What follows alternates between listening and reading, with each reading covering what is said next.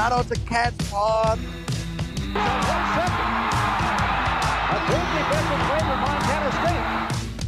Touchdown, Tommy Malott is electrifying. Welcome to the Cats Pod. What's up, Podcats? Here we are, looking good. You know, we got our camera angles just right. We got our Cats Pod signs lit up. We are ready to go. We've been building brick by brick all season long, just like the Bobcats. We get better every single week. It's been kind of nice. How you doing this week, Eric? Well, I'm anxious. How about that? I literally cannot even. Cannot even. I cannot even. On a scale from 1 to even, I can't. That's where I'm at right now. Oh man, I'm so excited for this weekend, and just sitting back and listening to all the talk and all the smack talk and all that stuff you see every single day. Yep. It just makes me even more excited. Just ready to get to Saturday. Yep. I'm excited to get to Bozeman, and I'm excited to see this game. I can't remember this much excitement throughout a week for a football game in a while. Like, I was pretty jacked up for Cat Grizz week. Yeah. But this one feels special. I think also because I know I won't be able to go to Frisco. Yeah. So I'm like, this is going to be my last time to see this team. This current team, these seniors, these guys that have been killing it all season. I'm very excited just to see this. But you're going to make it down there for this one, and this is the final home game for all of our seniors. Mm-hmm. This is the real senior night. Yeah, this is when they get to go out, lay it all on their home turf, and show out in front of their crowd one last time. And I fully expect this crowd to be bumping. This crowd is going to be rocking. How many tickets do you say they had left? So I saw a deal that said there's only 400 left. That was this morning. I imagine more of those are sold. And if you look anywhere, it's pretty much standing room only, pretty much all the way across. So all you can get is standing room. And be ready. And I feel like for this game, every seat is going to be standing room. I think so. If your butt is touching a bleacher during this game, you should be ashamed of yourself. Yeah. I mean, and I just feel like the team is going to have us on our feet the whole time. Oh, yeah. And you know that place is never going to get empty. No. Regardless. They're not going to want to miss a single second of Tommy Malott, Brody Greeby, Rylan Ort, any of those guys, you know? Yeah. And those seniors deserve for us to stay out in the stands. They do. It's time to skip halftime beers, okay? It's time for us to make a sacrifice for this team. Just make them quick halftime beers. How about that? They got to be quick. You're not waiting until you start hearing the countdown and everything like that. You're getting in there. Yeah. In, out. Yeah. Out, chug, back in. But, you know, after being at the Idaho game last week and how raucous that crowd was for that game, and like, yeah, you know, it was a night game and ESPN and it was crazy. But this is the one. This is the one that everybody needs to show up to. Everyone needs to come support the team. And, you know, I think everybody kind of knows that already, but I don't think they realize, like, this is it for these. We do not get to see them play in Bobcat Field again. Ever. You know, they're done. It's super important for these guys, for everybody to show up and be as loud as possible. And we know everybody is going to meet that standard. And I think we all know that what we're saying means nothing to how the players actually feel. No, like we're feeling 1/10 maybe of what they're feeling right now. Yeah, if we just can't even, they just really can't even. Okay? No, they cannot even at this point. You know, they're getting real dramatic about it. Yeah. Should we talk about the other game? Yeah, we might as well start by talking about the other game. The other game, you know, like some people might care about it. Some people east of us. Yeah. Real quick off the top of your head, give me your pick. 2 seconds. 2 seconds pick SDSU. Samesies. Dang it. Yeah. Mm-hmm.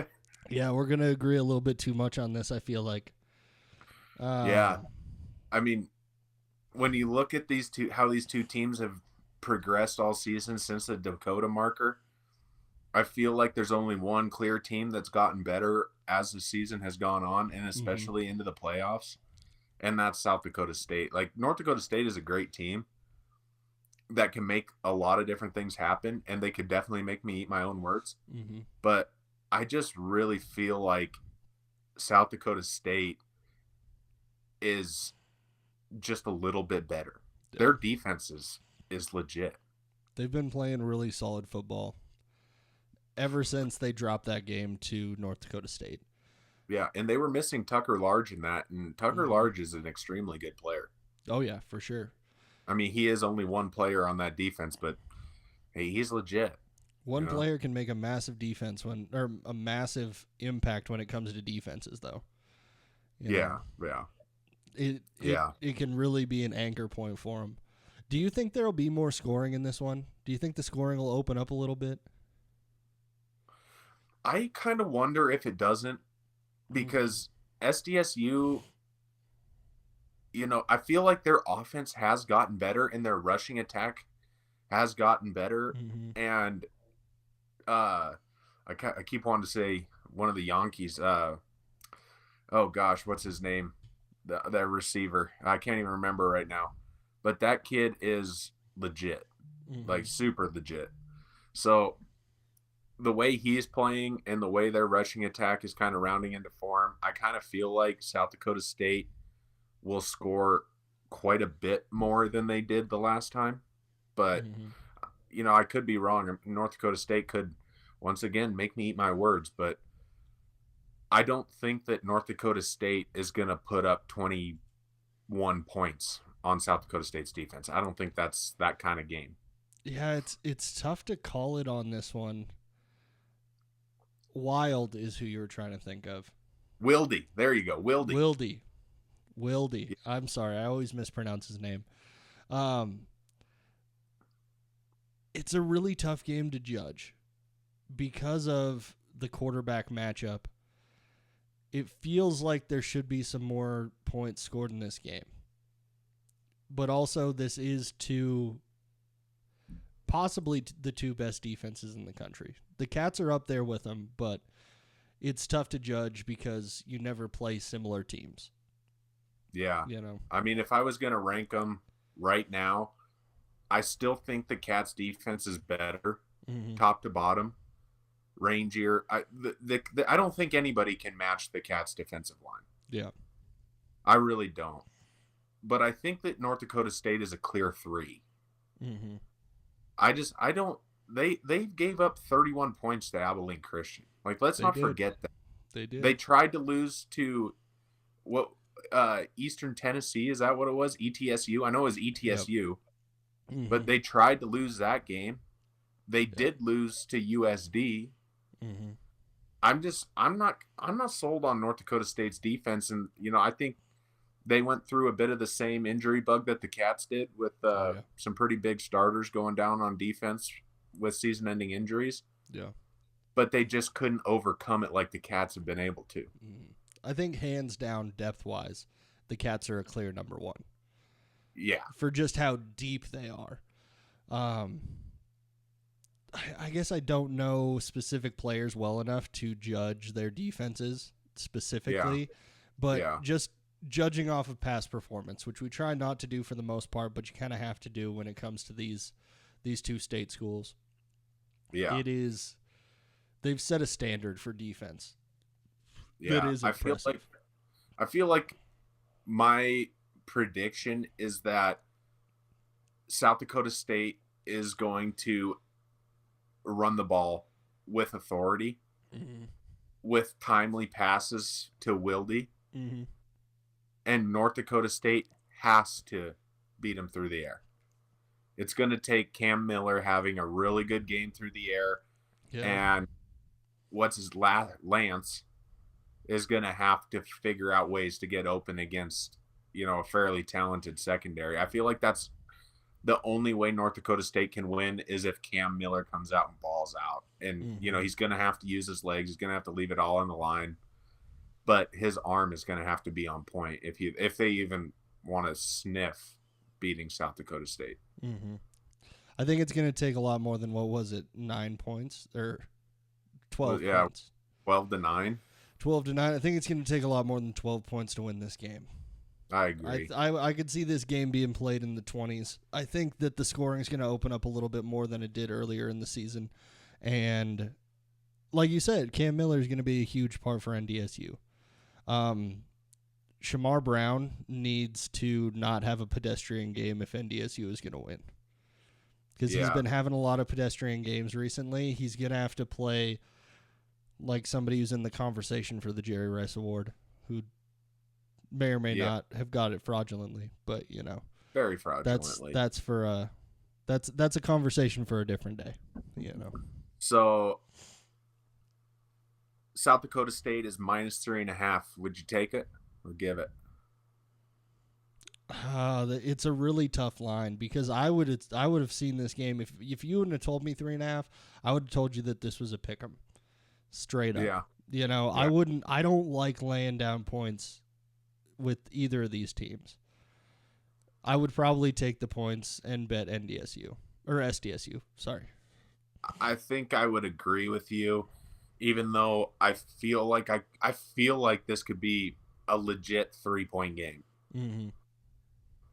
Like even in NDSU's loss to USD, it was 1 point. Yeah. It was 3 points when they beat SDSU, but I think I probably tend to lean South Dakota State -3.5. I feel like they'll figure out a way to win by more than a field goal. Yeah.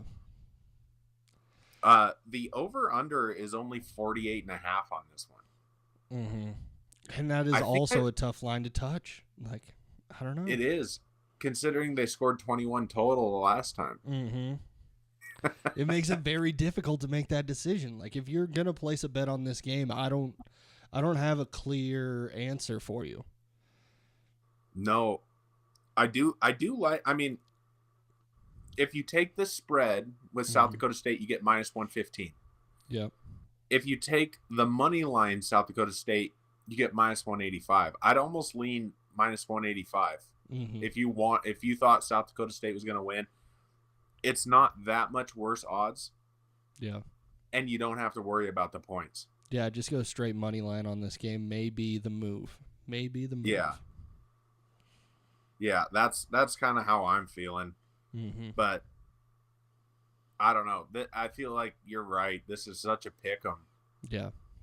Two super powerhouses facing off for the second time this year. I will just say it is really hard to beat a team twice in one season.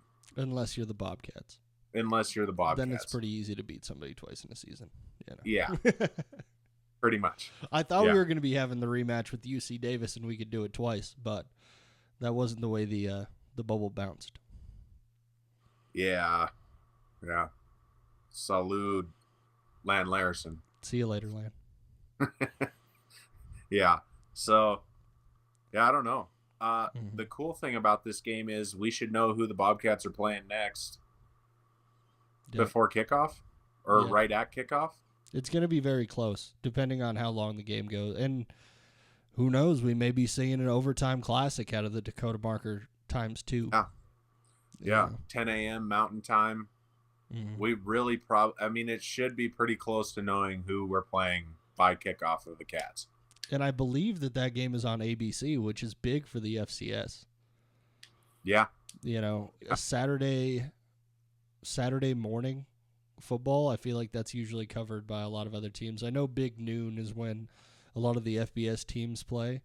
They usually start a little bit later in the day, but that is a not a prime time, but a national scale on ABC that we usually don't get to see. Yeah. It is nice to see some new and fresh eyes getting on the FCS action. Mm-hmm.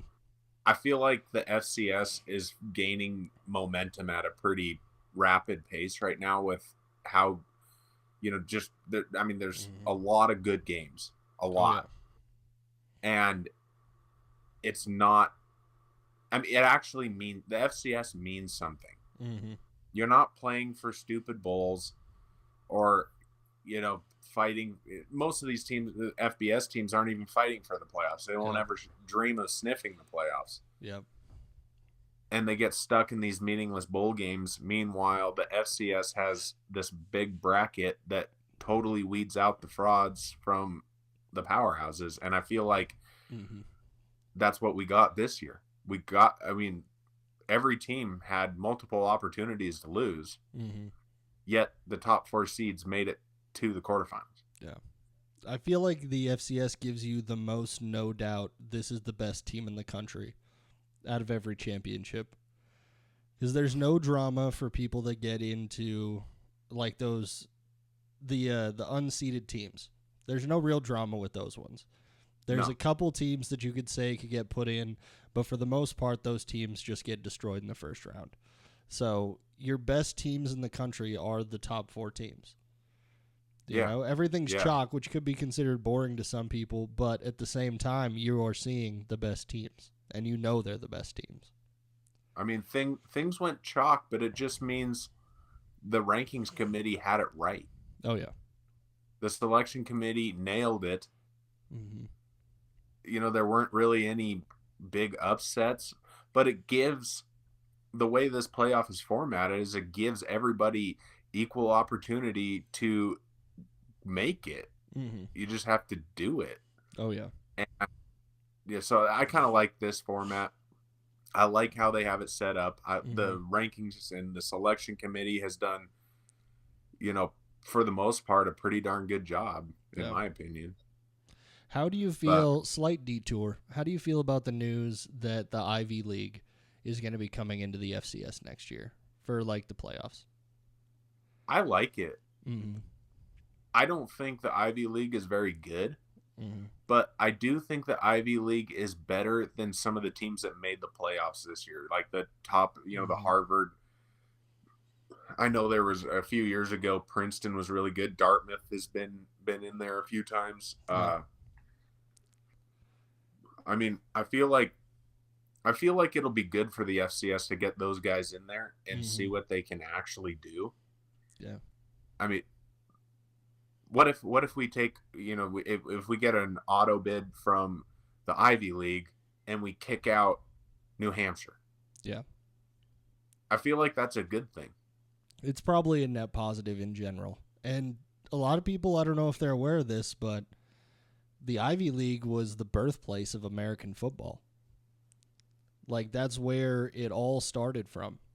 Those were the first scheduled football games were with Ivy League schools. They were between Harvard and Princeton. So it's like, it's a huge piece of football history to bring them in. I mean, every person in America can name a former starting quarterback for Harvard. Yeah. It's magic, baby. Yeah. He's got it. So, I mean, there are good players that come out of the Ivy League. They've just never had a real chance to, like, showcase what they are. And I mean, the Ivy League is going to have a harder time recruiting players because they have such strict academic standards. Yeah. So, I mean, there's always that, but I don't know. The more the merrier. Bring them in. And maybe their best team kicks out one of the teams that shouldn't be in there in the first place, like one of the crappy Southland teams or one of the CAA teams that just don't belong. I'm all about it. Yeah. Let's get the teams in the country in there and competing. Yeah. It also would not hurt my feelings to watch Montana State beat up on some spoiled rich kids. I wouldn't be too angry about that. No.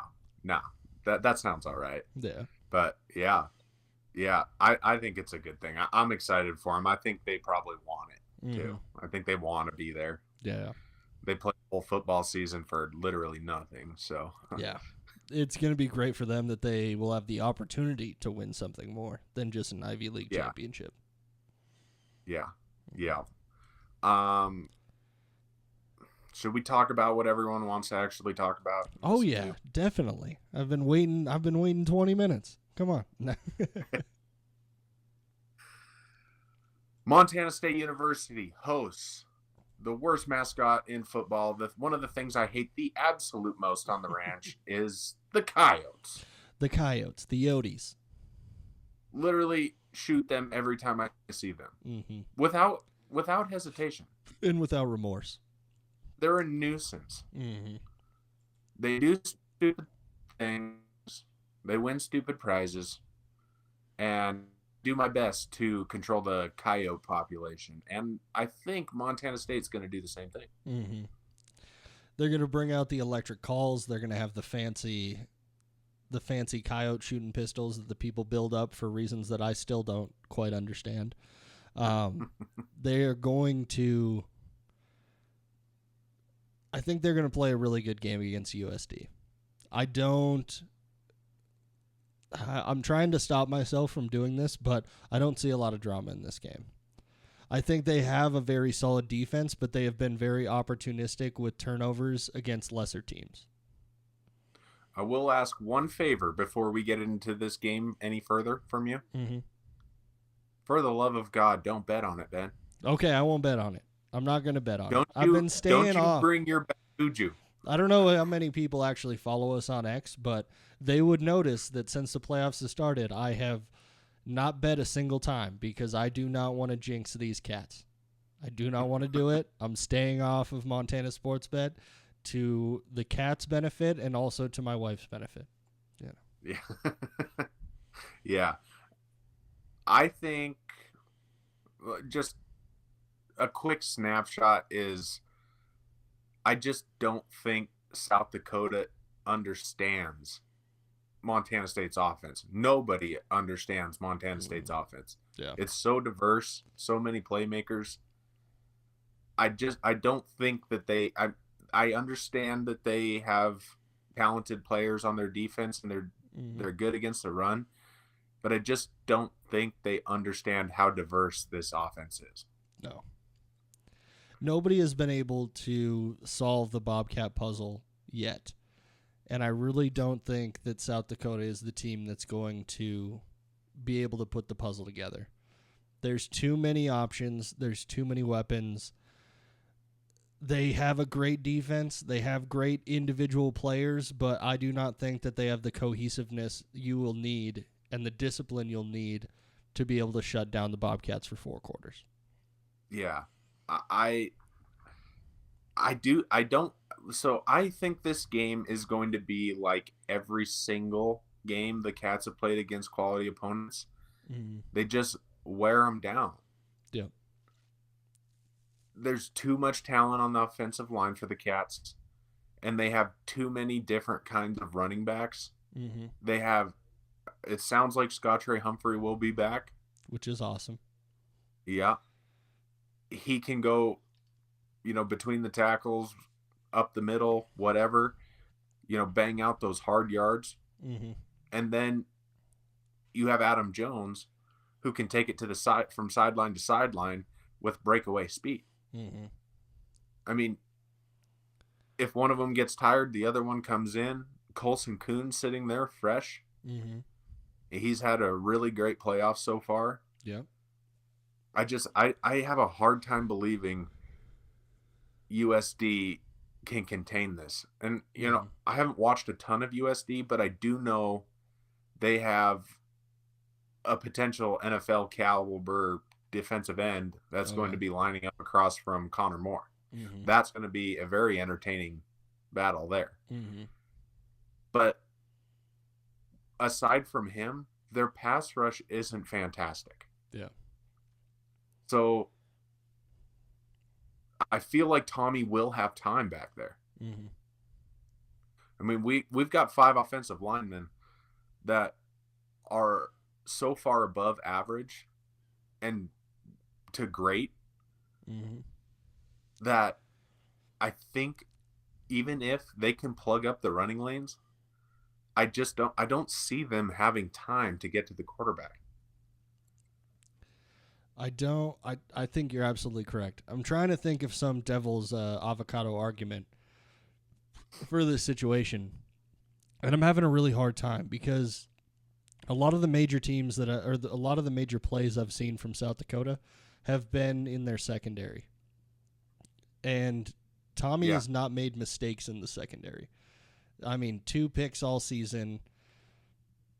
No really bad picks the entire time. Usually the other team has to make a play on the ball for him to get to it. So I don't see them being able to capitalize on turnovers. And I feel like the majority of their success has been based on creating turnovers. Yeah, it's definitely helped them. I think we can all agree that Montana State's offensive line is better than North Dakota State's. I think that's pretty obvious at this point. Oh yeah. And even I feel like their plan is going to be don't let them run. Mm-hmm. And we saw UT Martin do that. Yep. They said, we're not going to let you run on us. Mm-hmm. The Cats still found success running the ball, but Tommy torched him through the air. Mm-hmm. Last week against Idaho, they had some success stopping the run. I mean, not really, but you saw Tommy Malott take over with his legs instead of the running backs, having to carry the load. And they were injured, so there was that. But I mean, I don't see how USD schemes Montana State here. I don't get it. Yeah. I don't see how they can stop everything, because you have to worry about Ty McCullough, Alexander Jr., Rohan. Hopefully he's back. Sounds like he's going to be back. All the tight ends. Taco Dowler. Mm-hmm. You have Scottrey, Adam Jones, Colson Kuhn in the backfield. I mean, how do you? I don't know how you come up with a game plan for that. And if Tyler Walker has shown an amazing ability to adapt on the fly to what the defenses are giving him. Yeah. I have a hard time believing that the Cats aren't going to go super balanced offense here. Probably. I'm guessing. I don't think we'll be up in the 500s in yards. I think that USD is a talented enough team to keep us out of the 500s. But I could legitimately see 175 on the ground, 175 through the air. Yeah. And if you give the Cats 175 on the ground and through the air, you're probably not going to win that game. Honestly, I don't think I see the matchup. I don't see the key matchup being between Montana State's offense and South Dakota's defense. I think the key is going to be, can South Dakota put points up on the board? I think they're going to have to be able to catch up, because the way the Cats have been playing, even if you shut them down for a couple of drives, it only takes a few minutes and all of a sudden they have 3 touchdowns on the board. Yeah. They make teams look silly. They make coaches make risky calls, and then they capitalize every time those coaches make those risky calls. So it's a situation where, as you've talked about, it's such a versatile offense that you have to do anything you can think of to try and stop it.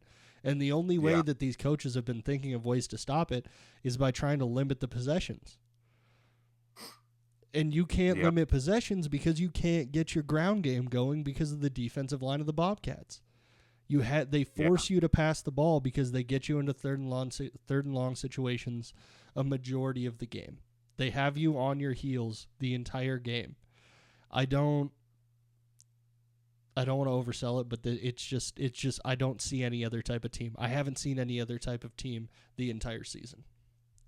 Yeah. I totally agree.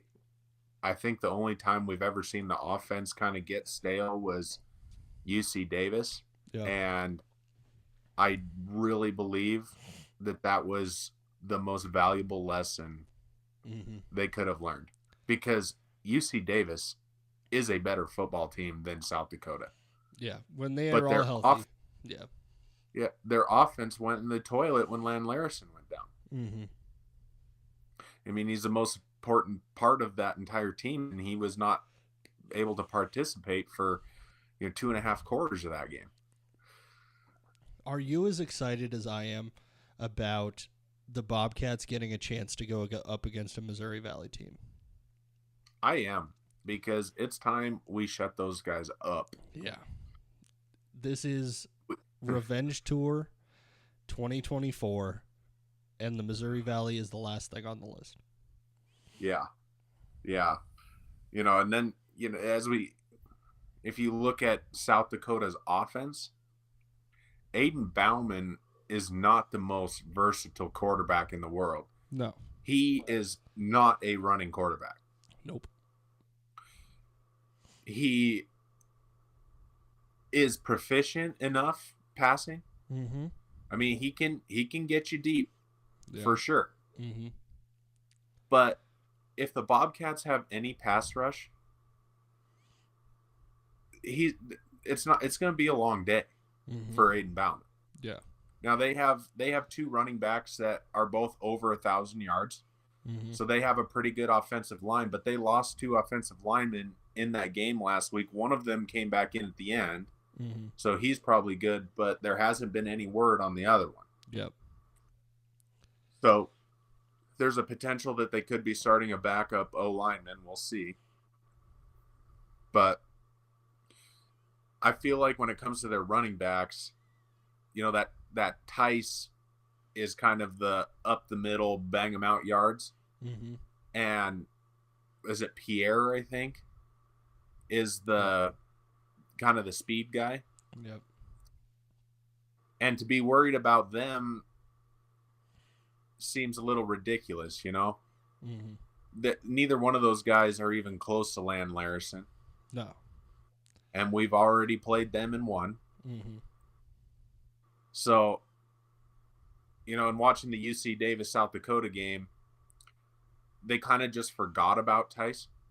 Yeah. There's absolutely no way Coach Daly lets Tice run all over us or catch passes for 40 yards. Stupid things like that. I think it's going to be very important to keep an eye on Tice, to be very aware of where he is on the field at all times, because he is a very talented player. But like you said, you're completely right. He was going out on wheel routes where he was completely by himself, and those type of opportunities are not going to be happening against the Bobcats. Yeah. Yeah. No, I really think that this game for USD is going to come down to, can they throw the ball on the Bobcats? Mm-hmm.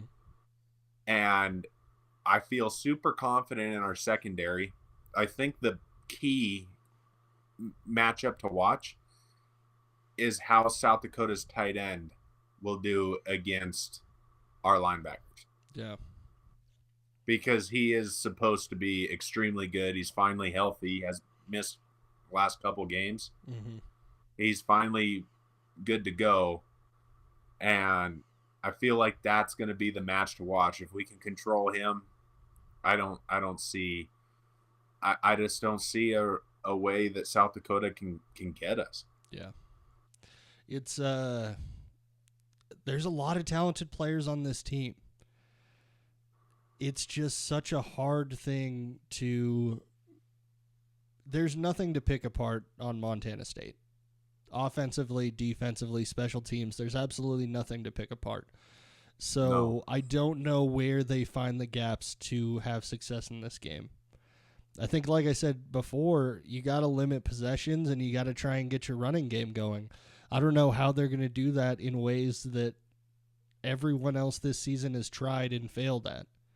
They may be able to find something because there's so much film at this point. But it takes a lot better football mind than me because I cannot find it in any of the tape. Like watching it critically or anything like that, I cannot see something that I would look at and be confident that I could actually shut down this team with. Yeah. I mean, I really feel like South Dakota would have to have a special effort to beat Montana State. I mean, it'll have to be a perfect game. Mm-hmm. And I do feel like if they can figure that out, they will win the national championship. Though I feel like the winner of this game could be the favorite. I mean, it won't be that way. Yeah. But I do feel like that's the level of this game. I mean, North Dakota State, South Dakota State, those two teams are going to go in there and they're going to beat the absolute tar out of each other. Yeah. They're going to go to Frisco, one of them probably injured at somewhere. Somebody's going to be banged up. And whichever team wins Montana State USD is going to be on such a high. Yeah. And we know what the home field advantage for the Cats is. Yeah. I mean, you add it on top of how versatile the offense is and how electric the defense has been playing. Yeah. Then you add in an absolute money kicker for the first time in a while. Yeah. Home field advantage. Mm-hmm. Preach, Eric. I don't know. Preach. I don't know. Yeah. I don't know. I feel like a majority, I'll speak for what I feel is the majority of FCS fandom out there. And I think they would try and call you out by saying that this game between Montana State and USD is the national championship. Because I feel like a majority of fans and stuff out there are saying the opposite, that the Dakota Marker ×2 is the national championship. I don't agree with that. You don't agree with that. I don't think any self-respecting Bobcat would agree with that. But at the same time, it's tough. Yeah. I'll counter that with USD has already beat North Dakota State. They came close with South Dakota State. Mm-hmm. Montana State beats them. The transitive properties of football means that Montana State is obviously better than North Dakota State. Yeah, the flawless transitory properties of football, that have never led us wrong. And if Montana State beats USD handily, then that means, depending on the point differences, that means if Montana State scores more points or wins by more points than USD South Dakota State, then they're better than South Dakota State. If they win by more than one, they're better than North Dakota State. That's how it would work out in this situation. Yeah. So, now, that being said, how do you like the spread? -10.5. I don't love -10.5. I don't. It's wild to me that this is the time when Vegas decided to actually realize what the Bobcats are. It's like all of a sudden now we have the biggest spread in the situation when you have a basic pick'em on the other side, and then they're calling this more than a score, basically. At 10, you can't, like a score and a field goal type of game. Obviously, which I'm not betting, but if I was, I would be taking those points because I just don't see any other way for this game to go. I'm trying to come up with something, and I'm having a really hard time coming up with anything against the Bobcats right now because they're leaving my hands tied. Yeah. Man, I love the -10.5. Mm-hmm. I'm going to take that, and I'm going to sleep like a baby afterward. Yeah. I'm going to take a nice little cat nap right after I place the bet. Yeah, a little Bobcat nap. Little Bobcat nap. We got to make sure we're well rested for this game. That's very important for us. Yes. We're going to be screaming our heads off. That is for sure. It's going to be a very exciting weekend. I just wanted to be here. I want to go to work tomorrow, get that all done with, and be ready for some Bobcat football this weekend. Yeah, it's going to be so much fun. I can't wait to experience what Bobcat Stadium is like. I know it's going to be nuts. Mm-hmm. Every person in there is going to be screaming their heads off for the entire game. It's going to be loud. They're going to make South Dakota feel it. Mm-hmm. I wouldn't be surprised if we see a couple false starts. We've seen it in every home game. Yeah. And yeah, I mean, do you have a final score prediction? Final score prediction for this game. Looking at all the talent on both sides and taking into account that we are playing at home, I want to call this game 34-21. I like it. Because I was going to say 35-21. Okay, there you go. I mean, Aiden Bauman's going to have a huge game. Yeah. For them to do anything. I mean, I think saying South Dakota isn't going to score much is kind of ridiculous because good teams score points. Yeah. There's nothing you can do about it. I fully believe South Dakota will figure out a way to string a couple drives together. Mm-hmm. And I mean, I could fully see a 21-14 score going into halftime. Yeah. And coming out of halftime, you know, I see the Bobcats scoring a couple times and just holding. Yeah. You know, defense just holds. Yeah.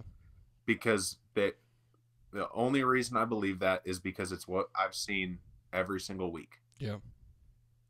They've given us absolutely no reason to doubt them. Every single player on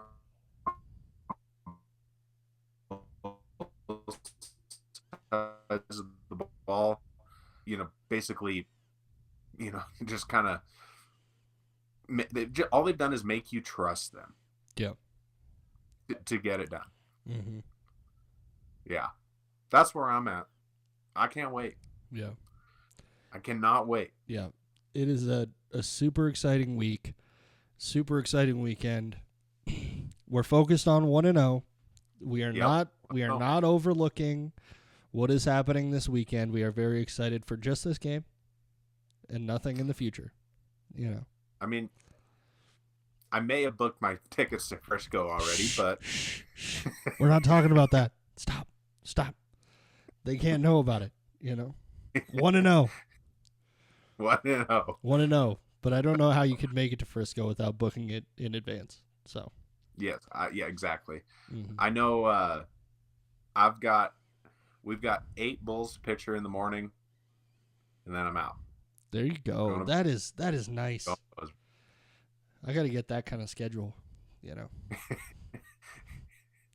Yeah, it's ranching's a great schedule, but it's super. Yeah, I'm sure it's been a great week for you. You know, it sounds like it from our text conversations that you've had. Yeah. Just a spectacular week in general. So, you know, I think I'll take a couple broken computers over that schedule. A Bobcat win fixes all. Oh, Bobcat win fixes everything. Heals all wounds, you know. Yeah. Oh, I can't wait, man. I can't wait. I'm excited. I'm so sick of sitting here looking forward to it. Yeah. I want to be at the tailgates. I want to be in the stands. I want to hear wherever I may roam kick off. As soon as I hear that first ting, I know it's about time, you know. Yeah. I think we'll have all the horses back. Won't just be 4. Yeah, people haven't talked about how the horses were injured too. We need to get some depth as far as the horses go. Yeah, we need some standby horses. Yeah. We need to pick up some horse depth in the off season because we can't just have 4 horses out there. You know. Maybe next year we'll halter break one of the bulls. Yep. Put Ben on the back of the bull carrying a flag and have one of those horses tow the bull around. Oh my goodness. If we could actually get Montana State to agree to that, I would be so excited. I would like to see you try to stay on the back of a bull running around the stadium. Yeah. That would probably be the funniest thing in Montana State history is everybody watching me fall off a bull at the 50-yard line. Because you know I'm falling like right on the logo. Dropping down right there. He falls on the logo and then the team tramples him and Ben's just like, yeah, bring it on. And that would be my peak. That would be my moment. You know, Yeah. if I was getting ran over by our team, I would be so excited. Yeah. He's like, all is well, brother. All is well. Yep. No, here's what would happen, because the Bobcat players would not do me dirty like that. Here's what happened. Okay, I fall off 50-yard line, okay? I'm out. I'm guessing the wind gets knocked out of me or something. I'm having a hard time getting up. Okay, I can't just pop right back up. What happens is the Bobcat team picks me up, and we have a Rudy situation, except I wouldn't be offsides. The filmmaker in you is really coming out right now. Yeah, I am the main character in every story. Yeah. Oh, gosh. Yeah. Boy, that was quite the tangent, wasn't it? Mm-hmm. It was pretty good. What else to say about this game? Who else to get excited to watch? I don't know, man. I'm sure we're missing a ton, but I just can't get out of my own way with being excited for it. Mm-hmm. Do you think you see any picks out of the Cat secondary on this game? Boy, if Polidor is able to play, which I never really heard anything that he was actually hurt. Yeah. But if he's able to play, that I think that kid's due. I think he's due. Definitely. I could also see McCade O'Reilly really coming in clutch here. He's really delivered in super clutch moments. Yep. I.e. UC Davis. I could maybe see him making a pretty special play, but I think if I had to pick one specifically, it'd probably be Polidor. Yeah. I could see big stuff out of Polidor. Also, shout out to Drew Polidor, who's now a podcat. He did follow us this week. So thank you, Drew. We appreciate it. Hopefully we can talk to you at some point. That'd be great. Seems like a fun dude. Yeah, he does. The other Drew on the team, Andrew Powdrell. I could see some big things out of him, the young dude out of the secondary. Yeah. He's been playing solid football all year. I think he had a couple missteps last game, but I could see him making up for those this week for sure. Yeah. Yeah, no, I think that ruling out any player in the Bobcats secondary is foolish, but I don't know, man. There's just something about Polidor that's like, it just feels like he's due. He's got a spicy game, He's a spicy boy. Yeah. Yeah. I see big things coming from, if he plays, I think those safeties, I think they're going to play a pretty big part in this game between Ort and Polidor. Yeah. But I think there's going to be a lot of opportunities for big plays within this game. Yeah. I would also hammer a Kenny Iden sack if that was a prop bet. Oh, they won't make that a prop bet because it's too certain to happen. Yeah. They don't want to make something with a line of minus 8,000, I need a Kenny Iden celebration on that field. Mm-hmm. It is always fun. Get so excited. Yeah. Yeah. Kenny, that's where I go. Kenny Iden sack, Drew Polidor pick. Mm-hmm. Lock. Have you looked at any of the player props this week? I haven't, dude. I am so annoyed with Montana Sportsbet. Half the time it doesn't even work on my phone anymore. Yeah.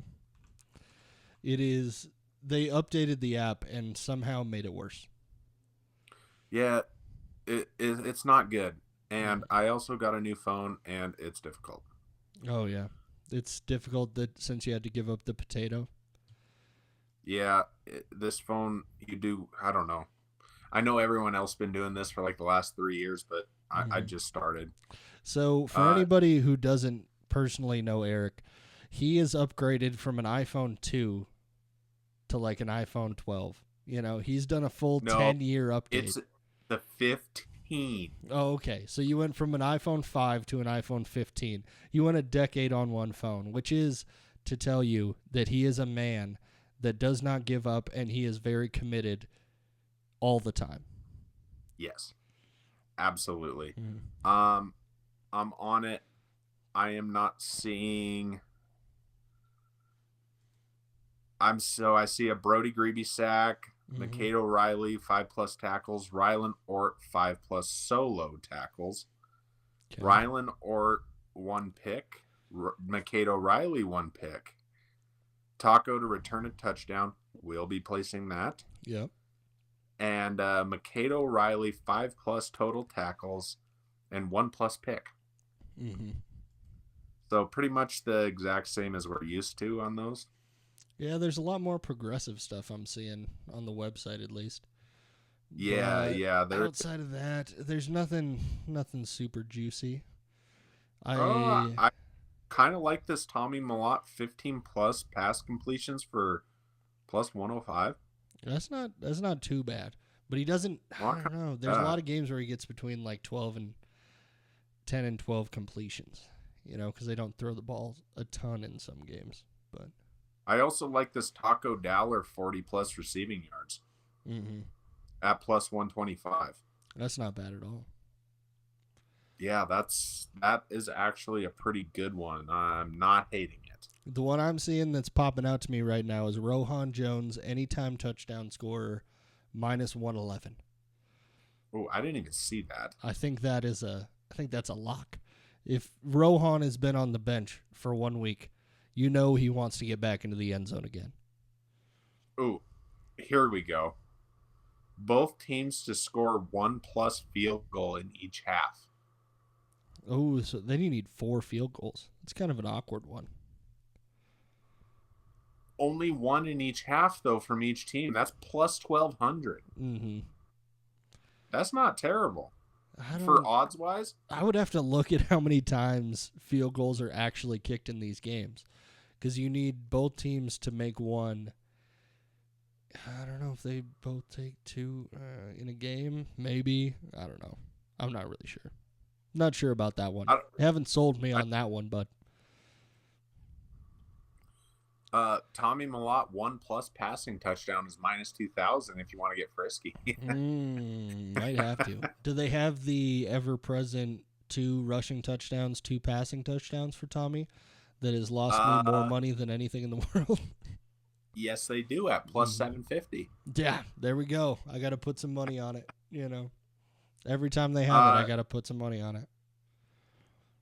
I need to go through this a little closer. I do think that there's actually some sneaky bets in here. Mm-hmm.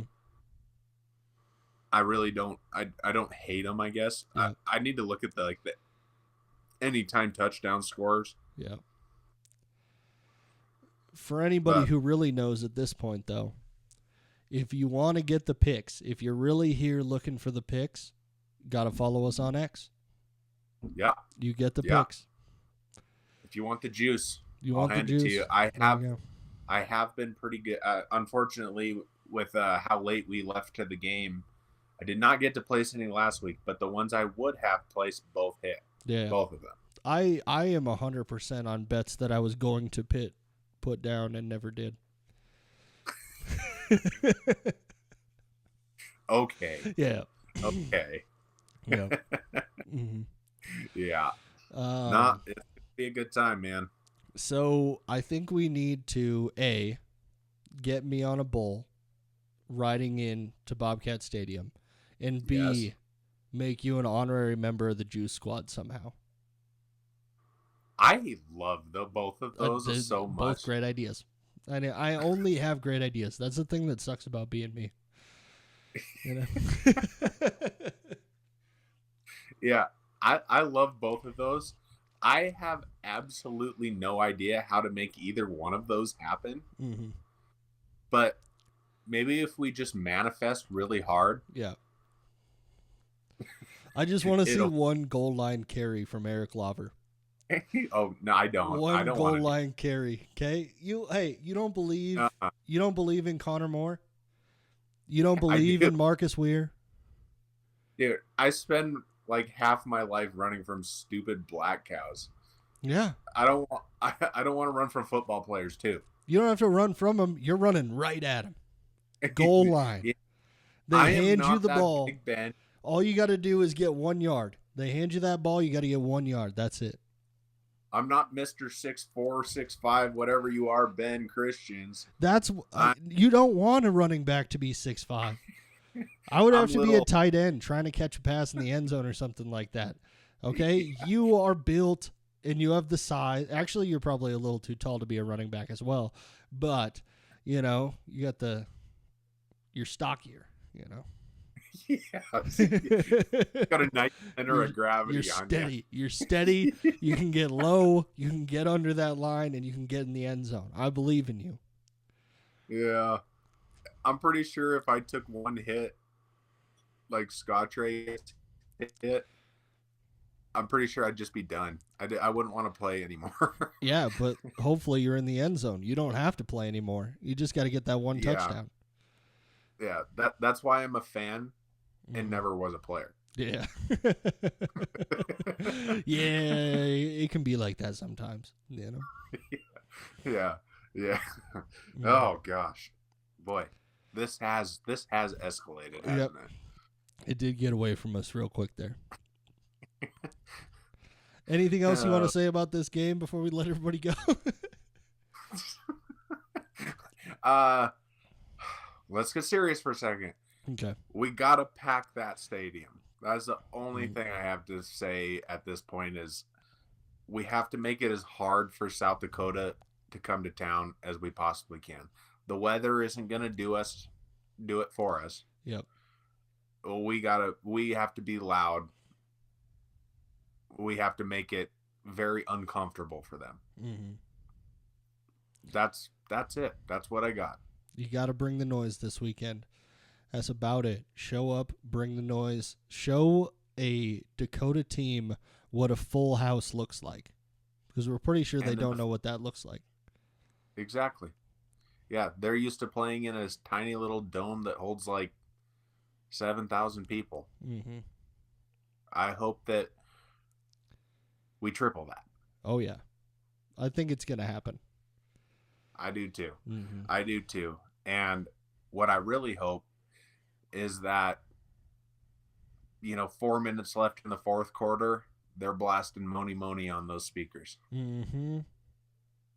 So you can see a bunch of people be heard online again. Yep. Mm-hmm. Yep. That's what's going to happen. Yeah, a bunch of sour Grizz fans. Oh, boo-hoo, wah. Oh, but they're killing the transfer portal right now. Yeah. Absolutely killing it. They did that last year, and it worked out so well for them. Well, they're going to pick up a bunch of players, and then they're going to start somebody that's not as good ahead of them. Yeah. They pick up a lot of great talent for their bench. Yeah. Pick up a lot of great talent. Just so. Yep. Yeah. Mm-hmm. Alrighty, everybody. Oh, sorry. That's what I got. That's what you got. Okay. That's what I got. All right. Thanks, everybody, for listening. Go ahead and rate us 5 stars wherever you're listening to this at. Follow us on X or Instagram at CatsPod. Check us out on YouTube at The CatsPod. Have a great rest of your week. We only got one full day left to get through before it's time for another beautiful Catterday. See you guys. Adios.